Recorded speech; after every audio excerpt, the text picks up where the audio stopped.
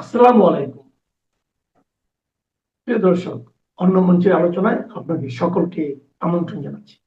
বাংলাদেশের প্রধানমন্ত্রী তারেক রহমানের চীন সফর নিয়ে সংবাদ মাধ্যম থেকে শুরু করে সামাজিক মাধ্যম এবং রাজনৈতিক অঙ্গনে জোরালো আলোচনা চলছে। এই সফর নিয়ে এক ধরনের মিশ্র প্রতিক্রিয়া দেখা গেছে। কেউ এটিকে বাংলাদেশের পররাষ্ট্র নীতিতে গুরুত্বপূর্ণ কূটনৈতিক পদক্ষেপ হিসেবে স্বাগত জানিয়েছেন, আবার কেউ সফরের দৃশ্যমান অর্থনৈতিক অর্জন নিয়ে প্রশ্ন তুলেছেন। তারেক রহমানের 4 দিনের সফরে হাজার কোটি ডলারের কোনো ঋণ ঘোষণা হয়নি, নতুন কোনো মেগা প্রকল্প আনুষ্ঠানিকভাবে উদ্বোধন হয়নি, তিস্তা মেগা প্রকল্পে অর্থায়নের আশ্বাসও মেলেনি। প্রশ্ন হলো, বাংলাদেশের জন্য অতি জরুরি এসব চাওয়া পূরণ হলো না কেন? কেন বড় ধরনের অর্থনৈতিক সহযোগিতা, বিনিয়োগ বা আর্থিক প্রতিশ্রুতি মিলল না? কূটনৈতিক সূত্রগুলো বলছে, চীনা প্রেসিডেন্টের এক প্রস্তাবে ঝুলে গেছে অনেক কিছু। চীনের প্রেসিডেন্ট শি জিনপিং আনুষ্ঠানিকভাবে বাংলাদেশের প্রধানমন্ত্রী তারেক রহমানের কাছে চীন মিয়ানমার বাংলাদেশ অর্থনৈতিক করিডোর বা সিএমবিইসি প্রতিষ্ঠার প্রস্তাব দিয়েছেন। সূত্রগুলো বলছে, চীনের প্রস্তাবিত এই করিডোরটি বাংলাদেশের জন্য এক বিশাল দ্বিমুখী তলোয়ারের মতো। বাংলাদেশ সরকারের অবস্থা হয়েছে শ্যাম রাখি না কুল রাখির মতো। চীনের এই প্রস্তাবে রাজি হলে শুধু প্রতিবেশী ভারত নয়, যুক্তরাষ্ট্র, যুক্তরাজ্য ও ইউরোপ এবং কোয়াডের শক্তিশালী দেশগুলোর সাথে দীর্ঘ মেয়াদে কূটনৈতিক সম্পর্কের ঝুঁকি বাড়তে পারে।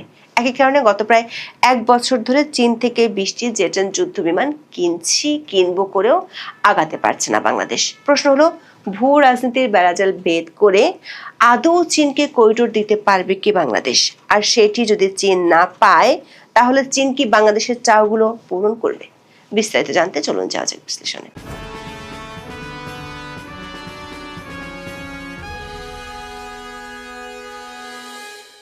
বাংলাদেশের পররাষ্ট্র মন্ত্রণালয়ের কর্মকর্তাদের দাবি, দেশের প্রধানমন্ত্রী তারেক রহমানের চীন সফরে দুই দেশের সম্পর্ককে সর্বোচ্চ কূটনৈতিক কাঠামোয় উন্নীত করা, মিয়ানমার হয়ে নতুন অর্থনৈতিক করিডোরের আলোচনা, প্রথমবারের মতো 2+2 নিরাপত্তার সংলাপ, তিস্তা প্রকল্পে অর্থায়ন, জিডিআই এর যোগদান এবং 17টি সমঝোতা সব মিলিয়ে সফরের সবচেয়ে বড় অর্জনগুলো দৃশ্যমান অবকাঠামোর চেয়ে অনেক বেশি কৌশলগত।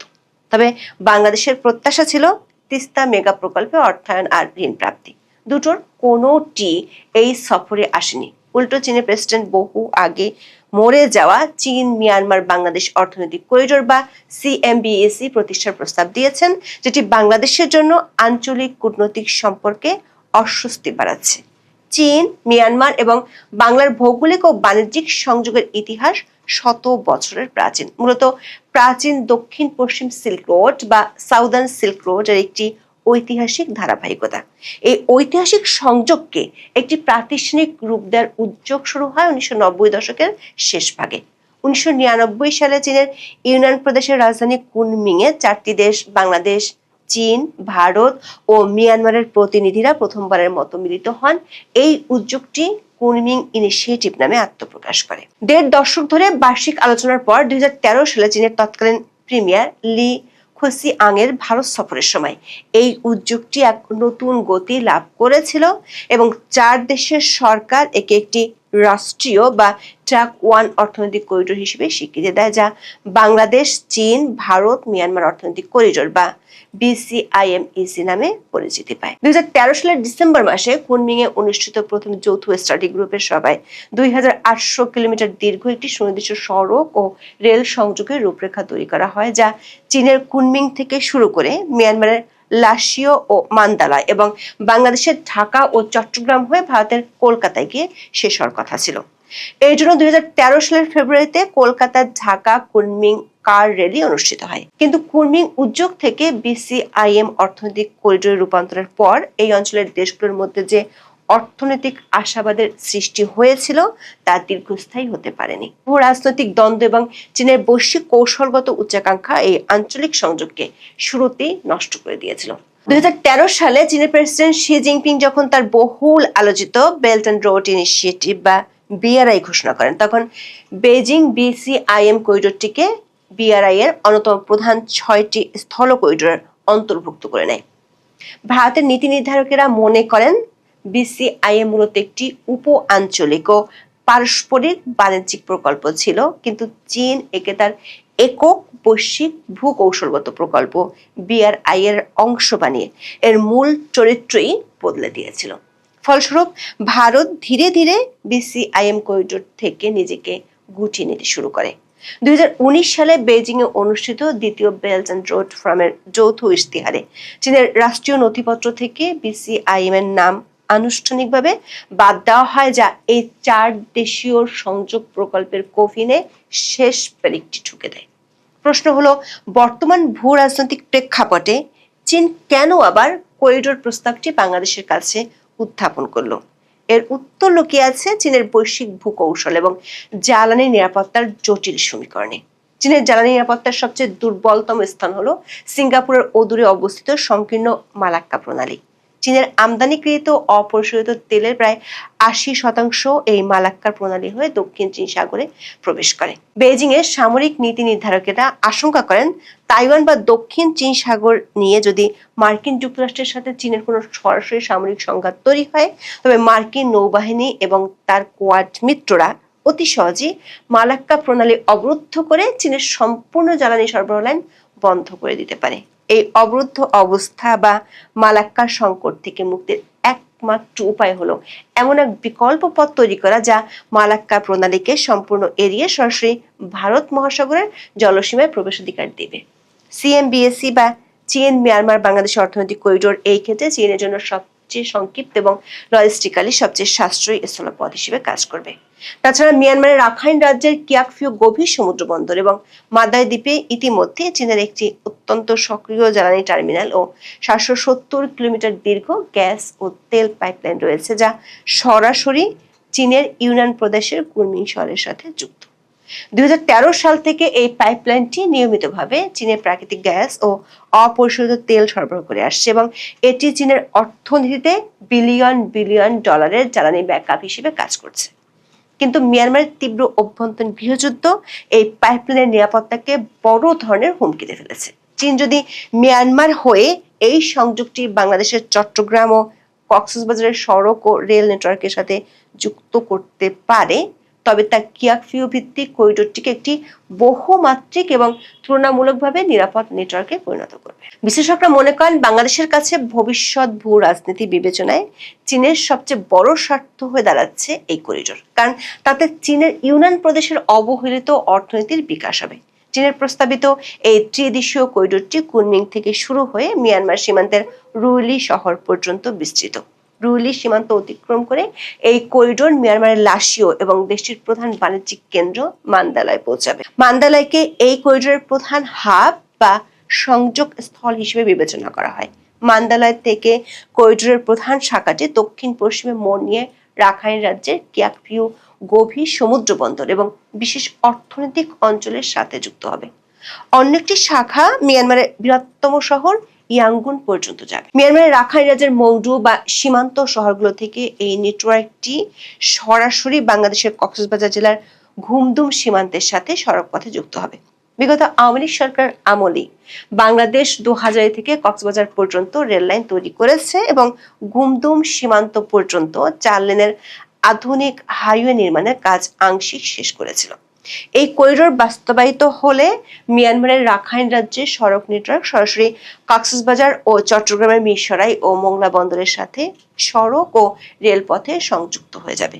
কিন্তু চীনের এই করিডোর প্রস্তাবের অর্থনৈতিক ও তাত্ত্বিক যুক্তি যতই শক্তিশালী হোক না কেন, মিয়ানমারের বর্তমান ভূখণ্ডগত বাস্তবতা এবং অস্থিতিশীল নিরাপত্তা পরিস্থিতি একে একটি সুদূর পরাহত ও প্রায় অসম্ভব প্রকল্পে পরিণত করেছে।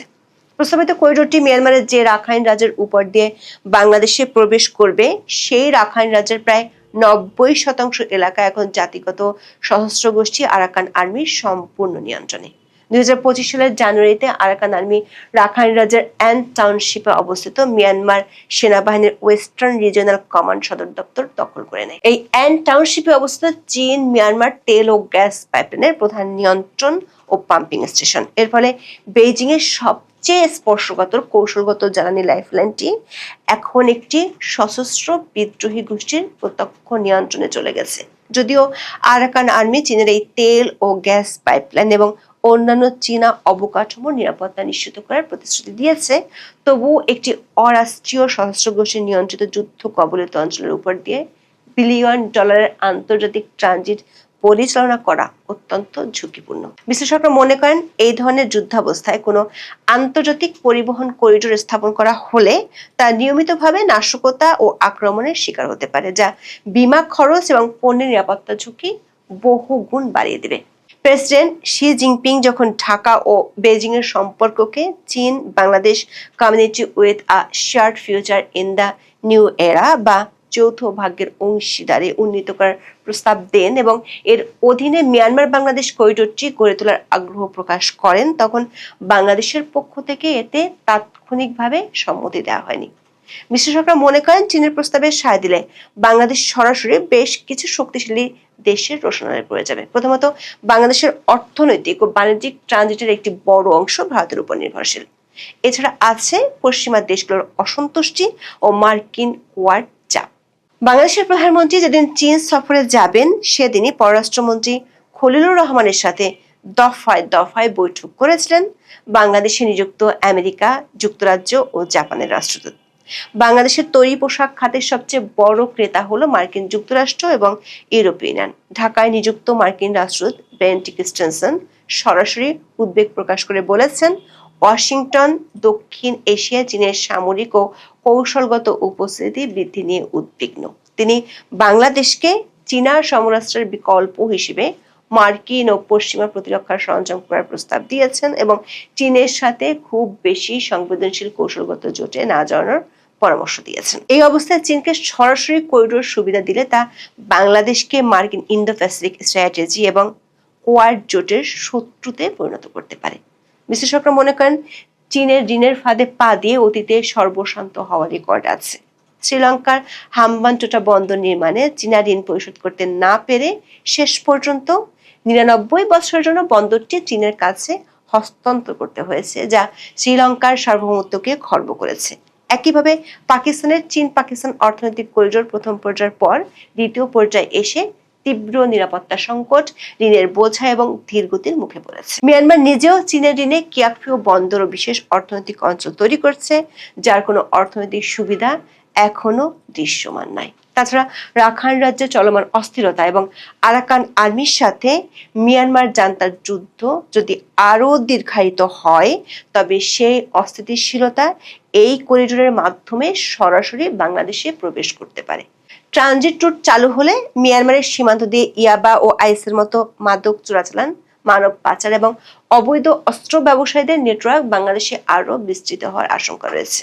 এখন দেখার বিষয় বাংলাদেশ সরকার চীন বনাম পশ্চিমাদের এই কূটনৈতিক দ্বন্দ্ব সামাল দিতে গিয়ে কি সিদ্ধান্ত নেয়।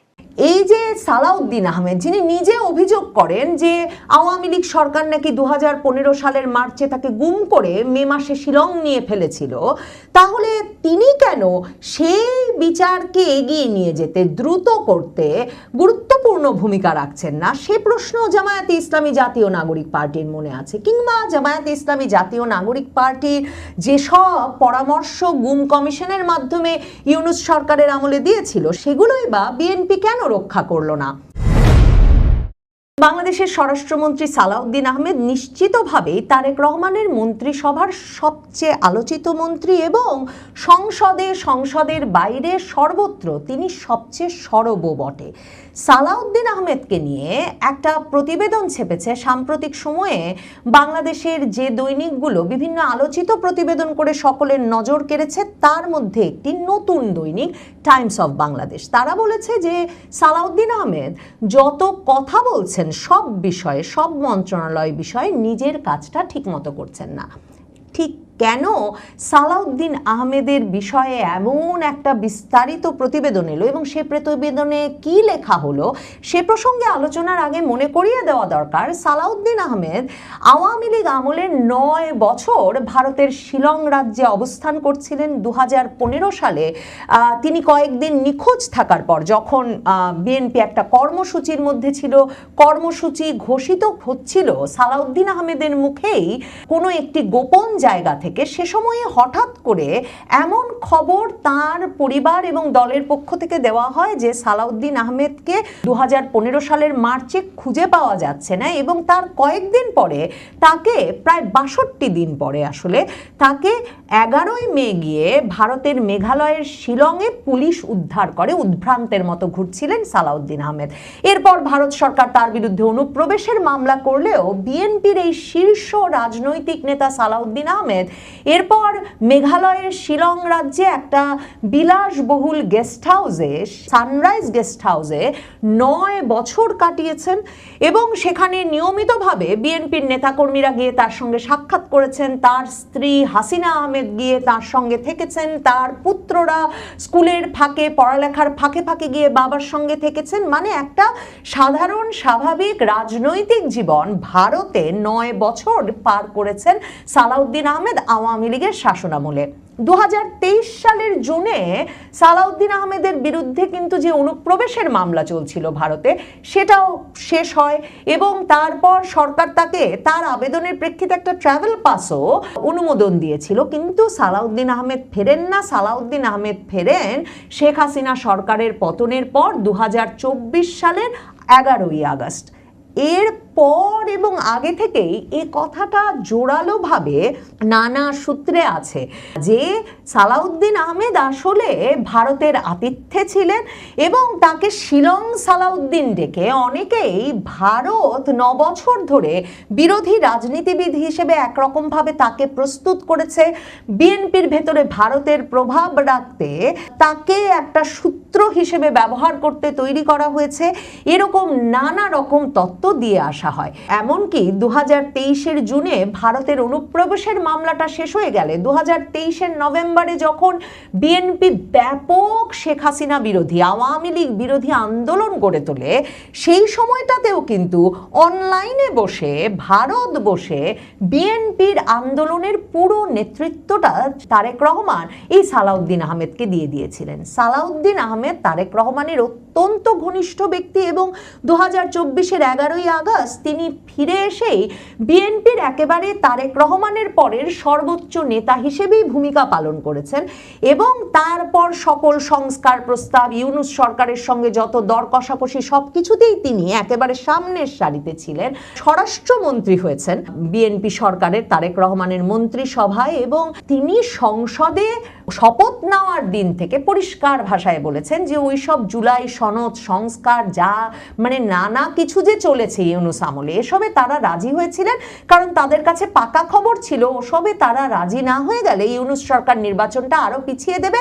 কাজেই ওই যে তারা সংবিধান সংস্কার পরিষদের সদস্য হিসেবে শপথ নেবেন, কিংবা জুলাই সনদ একেবারে হুবহু অনুমোদন করে দিবেন সংসদে, এসব কথা যে ওই ইউনূসের বিভিন্ন দরবারে বসে বলেছিলেন, এসব বলেছিলেন নির্বাচনটা করিয়ে নিতে, এখন আবারও সংবিধান অনুযায়ী পথ চলতে হবে। এহেন সালাউদ্দিন আহমেদ মানে সংসদের বাইরে সবচেয়ে বেশি সরব সোচ্চার সরকারের যে কোনো অবস্থান সম্পর্কে জানাতে। এখন এই যে পত্রিকাটি টাইমস অফ বাংলাদেশ, তারা এই শিরোনামে একটা খবর ছেপেছে আজকে যে বসি উইদাউট অ্যাকাউন্টেবিলিটি, মানে কোনো জবাবদিহিতা নাই, কিন্তু যিনি সবার উপরে বসি মানে মাতব্বরি করে যাচ্ছেন। এখন এই মাতব্বরির শক্তির উৎস কি সে প্রসঙ্গে মানে তার বিরুদ্ধে তো একটা বদনাম আছেই যে তার মন্ত্রিসভায় ঢোকা, বিএনপিতে এতটা জোরালো অবস্থান পাওয়া থেকে শুরু করে তারেক রহমানের সঙ্গে সকল ঘনিষ্ঠতা, সেগুলোর পেছনে ভারত সূত্র একটা কাজ করেই। ভারতের প্রশিক্ষণ, ভারতে দীর্ঘ সময় অবস্থান, ভারতের সঙ্গে তার সংযোগ, এগুলো একটা বড় ভূমিকা রাখেই। কিন্তু এই পত্রিকাটি এ কথাটাও বলছেন যে সালাউদ্দিন আহমেদ নিজের মন্ত্রণালয়ের চেয়ে অনেক বেশি সময় কাটান প্রধানমন্ত্রীর দফতরে, এবং তার বাইরে তিনি সচিবালয়ে যাওয়ার টাইমই পান না। তিনি মূলত তার সরকারি বাসভবন আর গুলশানে তার ব্যক্তিগত বাসভবনের মধ্যে ভাগাভাগি করে তার কাজের সময়টা পার করেন। এখন টাইমস অফ বাংলাদেশ স্বরাষ্ট্রমন্ত্রী কি নিজের কাজের চেয়ে অন্যদের কাজ নিয়েই বেশি ব্যস্ত? এ প্রসঙ্গে লিখছে যে দেখে মনে হয় তিনি যেন নিজের মন্ত্রণালয়ের কাজের চেয়ে অন্য সব মন্ত্রণালয়ের বিষয়ে বিশেষ আগ্রহী। কাগজে কলমে তার দায়িত্ব হলো দেশে আইন শৃঙ্খলা বজায় রাখা, পুলিশ বাহিনীকে কার্যকরভাবে পরিচালনা করা, মানুষের জীবন ও সম্পদের নিরাপত্তা নিশ্চিত করা। কিন্তু সংসদে বা জনসভায় তার বক্তব্য শুনলে অনেকের মনেই প্রশ্ন জাগতে পারে, আসলে তিনি কোন মন্ত্রণালয়ের মন্ত্রী? এই যে পত্রিকাটি হঠাৎ করে সালাউদ্দিন আহমেদকে সুনির্দিষ্ট করে এমন একটি প্রতিবেদন ছাপলো, মানে যিনি কিনা তারেক রহমানের সবচেয়ে ঘনিষ্ঠ, সবচেয়ে প্রভাবশালী মন্ত্রী তার মন্ত্রিসভার, তাতে সন্দেহ জাগে যে বাংলাদেশে কোনো গোয়েন্দা সংস্থা, কোনো পক্ষ সক্রিয় হয়ে উঠেছে কিনা সালাউদ্দিন আহমেদকে কিংবা বিএনপির ভেতরের কোনো পক্ষ, যারা এই প্রশ্নটি তোলে যে 9 বছর ধরে সালাউদ্দিন আহমেদ ছিলেন শিলংয়ের গেস্ট হাউসে আরামে, আর তারা রাজপথে আন্দোলন করেছেন, গ্রেফতার হয়েছেন, আওয়ামী লীগ সরকারের রক্তচক্ষু উপেক্ষা করে টিকে থেকেছেন। তারা কেন তারেক রহমানের এত ঘনিষ্ঠ, তারেক রহমানের মন্ত্রিসভার এত প্রভাবশালী সদস্য হতে পারছেন না? মানে ঠিক কারা সালাউদ্দিন আহমেদের এত কথা বলাকে এতটা অপছন্দ করছেন, সে প্রশ্নটা কিন্তু এই প্রতিবেদনটি পড়লে জাগে। এই প্রতিবেদনটিতে বলা হচ্ছে অর্থনীতি, বাজেট ব্যবস্থাপনা, সংবিধান সংস্কার, পররাষ্ট্রনীতি এমন প্রায় কোনো বিষয় নেই যেটি নিয়ে তিনি আত্মবিশ্বাসের সঙ্গে কথা বলেন না। তবে নিজের মন্ত্রণালয়ের প্রসঙ্গ এলে তাকে বরং চুপচাপ দেখা যায়, কারণ দেশের আইন শৃঙ্খলা পরিস্থিতি বাস্তবে খুব একটা ভালো নয়। দেশের আইন শৃঙ্খলা পরিস্থিতিটা যে খারাপ, মানে এই টাইমস অফ বাংলাদেশে আজকেও একটা শিরোনাম তারা করেছে যে গোপন যে হত্যাকাণ্ড, হিডেন কিলিংস, তা 22% বেড়ে গেছে। এবং নদীতে যে লাশের সারি, সেটা তো সেই 2024 আগস্টের পর থেকেই ক্রমাগতভাবে খবর হচ্ছে এবং প্রতি মাসে লাশের সংখ্যা বাড়ছে।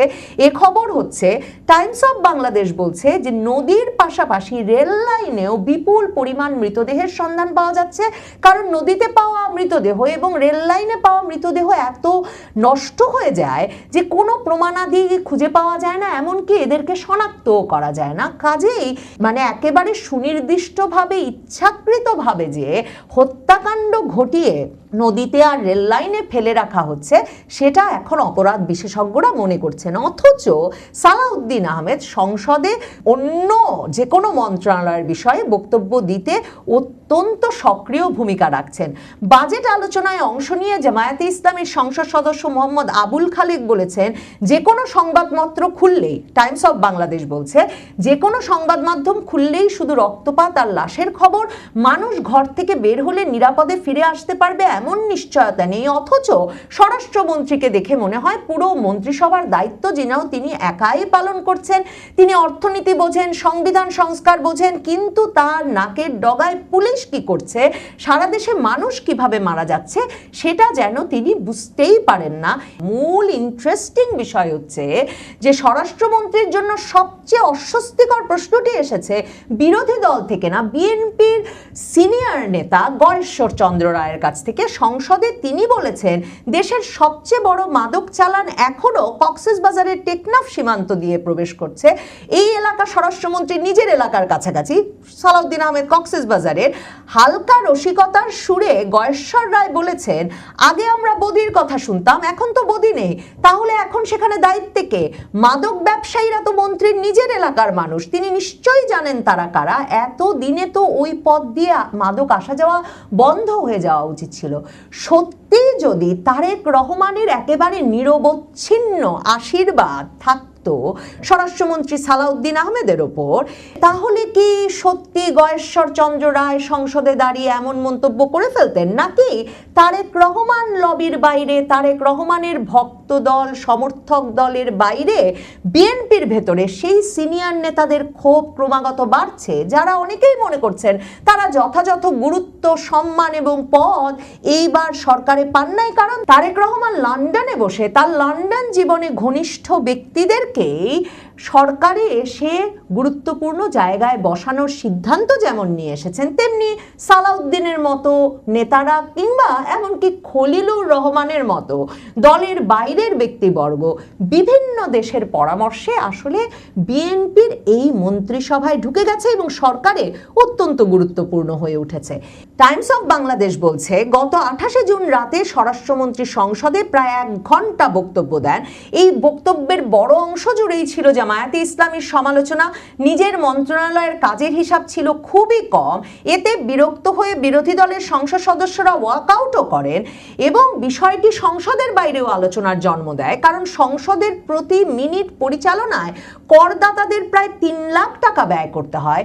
সেই মূল্যবান সময়ে নিজের মন্ত্রণালয়ের জবাবদিহিতার বদলে, অর্থাৎ আইন শৃঙ্খলা পরিস্থিতির এত খারাপ অবস্থা কেন, যে প্রশ্নটা বাংলাদেশের সকল মানুষের মনে, সে বিষয়ে কোনো কথা বলা ব্যতি রেখে স্বরাষ্ট্রমন্ত্রী রাজনৈতিক বক্তৃতায় ব্যয় করেন। এটাও আবার মনে রাখতে হবে যে জামায়াতে ইসলামী বলুন, জামায়াতে ইসলামীর ইসলামী ব্যাংক বলুন, এই সব বিষয়ে প্রধানত সবচেয়ে কড়া বক্তব্য রাখেন কিন্তু বিএনপির তরফে সংসদে বসে সালাউদ্দিন আহমেদ। কাজেই জামায়াতে ইসলামীও যে তারেক রহমানের এই স্বরাষ্ট্রমন্ত্রীর বিষয়ে যথেষ্ট সন্তুষ্ট হবে না, সেটাও খুব গুরুত্বের সঙ্গে মাথায় রাখা দরকার। আবার দেখেন, স্বরাষ্ট্রমন্ত্রীর কাছে জামায়াতে ইসলামীর যেসব প্রত্যাশা, সেগুলোই কি পূরণ হচ্ছে?